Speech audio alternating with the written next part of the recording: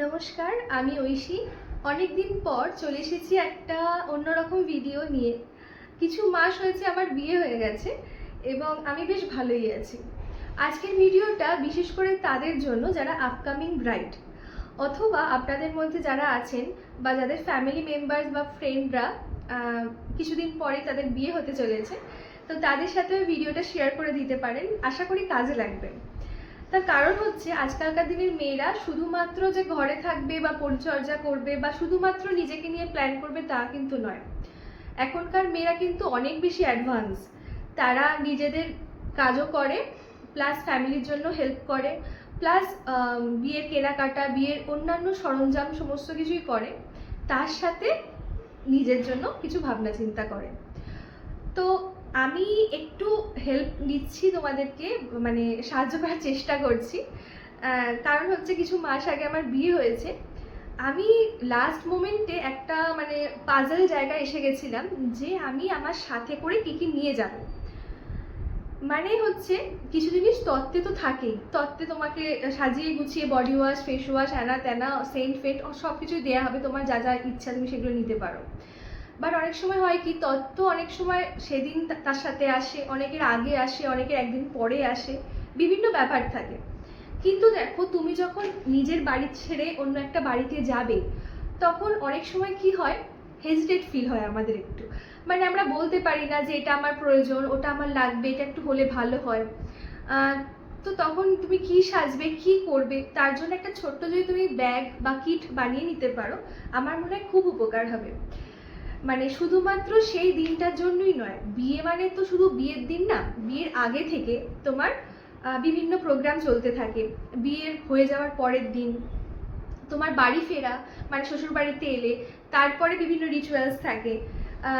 বিয়ে মানে পরে বউ ভাতের দিন সকালে, বউ ভাতের দিন, এবং তারপরেও কিছুদিন আত্মীয় স্বজনরা বাড়িতে তোমার থেকে যায়। তখন কিন্তু একটু নিজেকে পরিপাটি করে রাখার সবাই মানে চেষ্টা করে বা করা উচিত।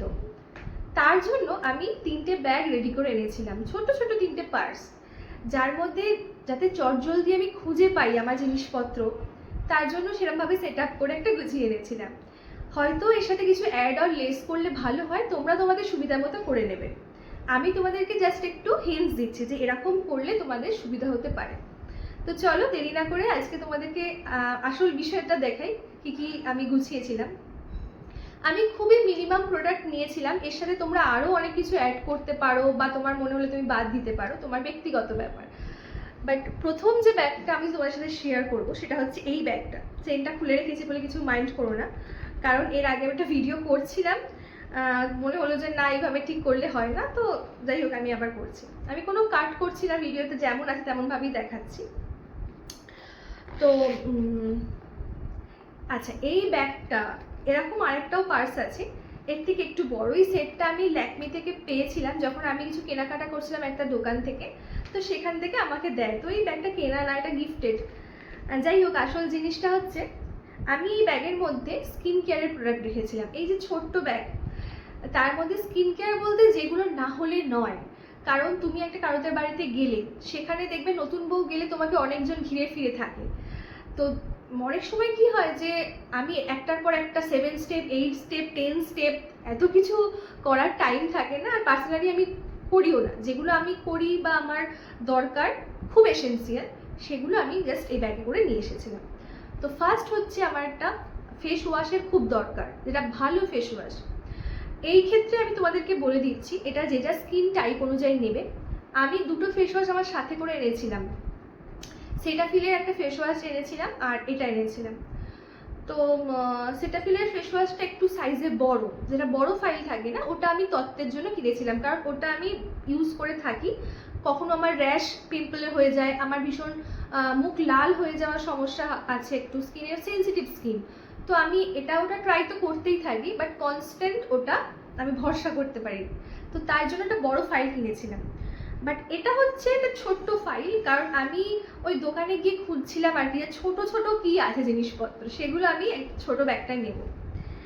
কিন্তু বিশ্বাস করো, এটা ফার্স্ট টাইম ইউজ করেছিলাম এই বিয়ের জন্য, তার আগে কখনো আমি ব্যবহার করিনি, কিনিও নি।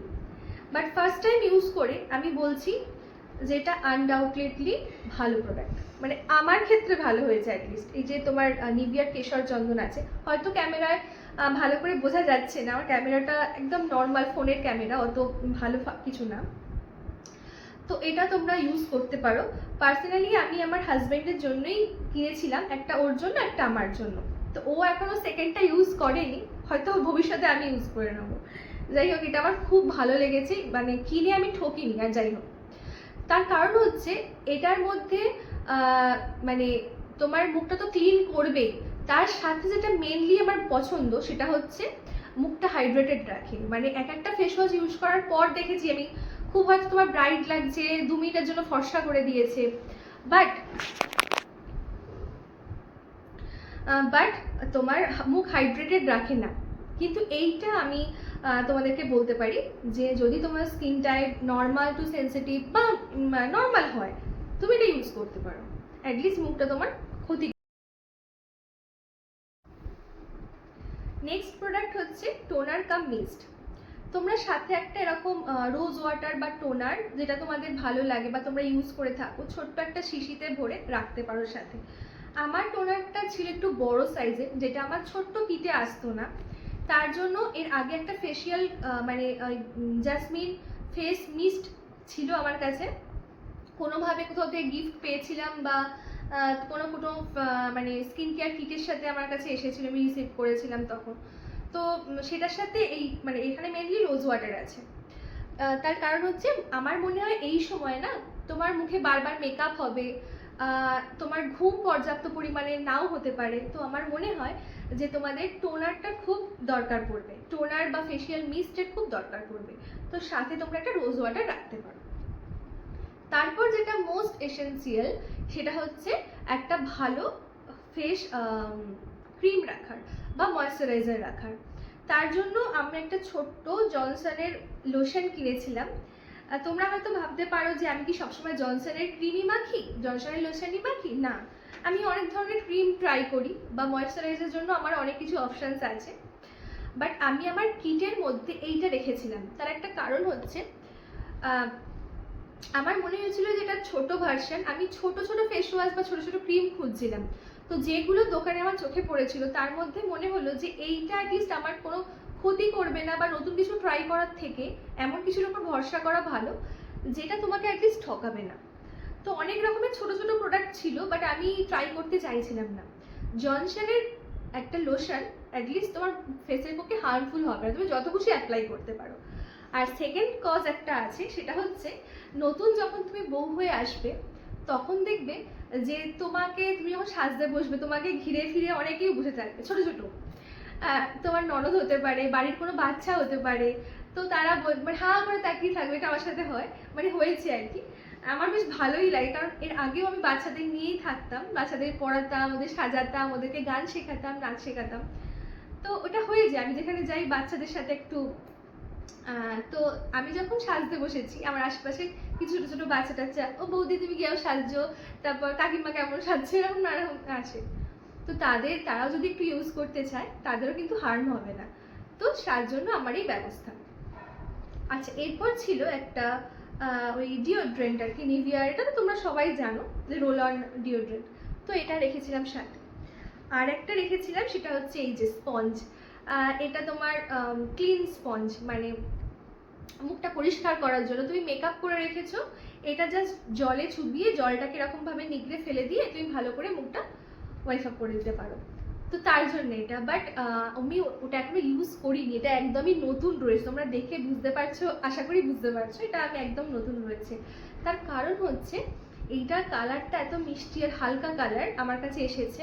3-4 ধরনের কালার ছিল, তো চুজ করার কোনো অপশান ছিল না, এটাই চলে এসেছে আর কি।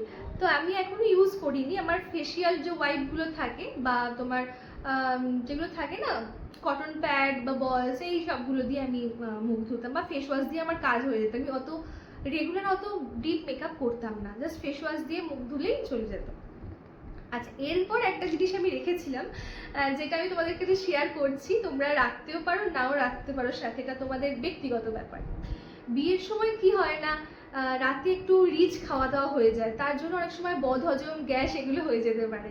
তো আমার একটু মানে গ্যাসের টেন্ডেন্সি আছে, মানে একটু যদি তোমার ঝাল মশলা বেশি খেয়ে ফেলি, মানে পরপর 3-4 দিন খাই, তাহলে না আমার মানে গ্যাস হয়, অ্যাসিডিটির প্রবলেম হয়ে যায়। তার জন্য আমি সাথে রেখেছিলাম ওমেজিন্সটা। এই যে এটা আমি কোনো ডক্টরের ওষুধ তোমাদেরকে বলছিও না, রেকমেন্ডও করছি না, কিছুই না। একটা ফোন এসে গেছিলো, তাই একটু কাট ব্রেক করতে হলো। তো আমি এটার সাথে রেখেছিলাম, কারণ যদি কখনো বুঝি যে আমার প্রবলেম হচ্ছে, কষ্ট হচ্ছে, তাহলে যেন আমি এটা জলে গুলে খেয়ে নিতে পারি। তাহলে আর মানে কিছু আনইজি ফিল হবে না, পরের দিন যখন উঠবো একদম ফ্রেশলি উঠবো। তো তোমাদের যদি মনে হয় যে তোমাদের মাথার যন্ত্রণা হতে পারে বা শরীর খারাপ লাগতে পারে, সেই অ্যাকর্ডিং তোমরা কিছু টুকটাক মেডিসিন তোমাদের সাথে রাখতে পারো।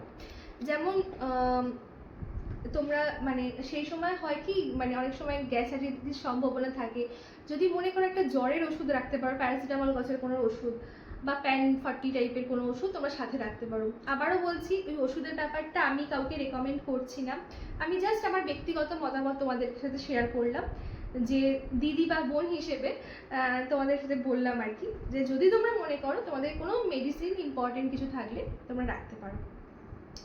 চলে এসছি পরের একটা কিট নিয়ে, যেটা হচ্ছে একদম ফর বিগিনার্স।